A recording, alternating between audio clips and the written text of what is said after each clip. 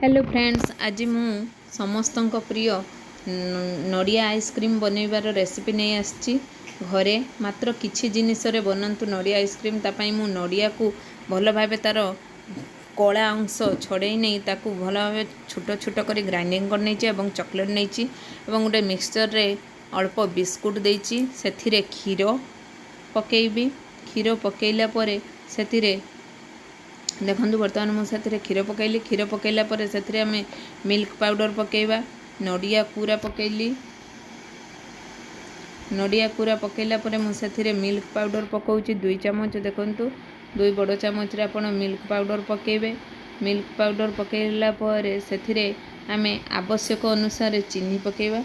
जेतिकी मिठा आप चाहूँगी कारण बिस्कुट अच्छी, मिल्क पाउडर अच्छी, क्षीर भी अच्छी, तेणु आवश्यक अनुसार चीनी पकेबा एवं अल्प नड़िया कूरा जहाँ अवशिष्ट रही जाइथिला पकेबा एवं चॉकलेट सिरप जहाँ को मेल्ट कर नहीं चॉकलेट को ताकू पकेबा।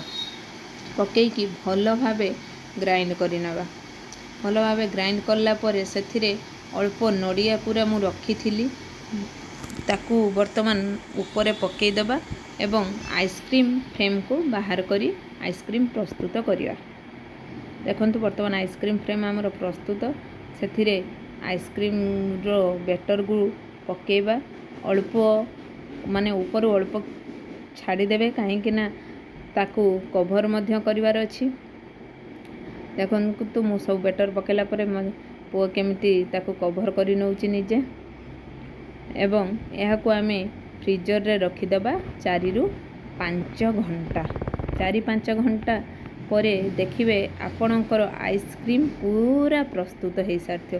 बर्तमान मुझे फ्रीजर रे रखी दूसरी 4-5 घंटा पर बाहर करी। देखंतु वर्तमान 4-5 घंटा हो गलानी।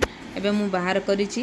देखंतु केमती आमर आइसक्रीम पूरा प्रस्तुत। यही रेसिपी को घरे ट्राई करंतु गरम रे। रहुछि नमस्कार। सब्सक्राइब करने को भूलिबेनी। जय जय।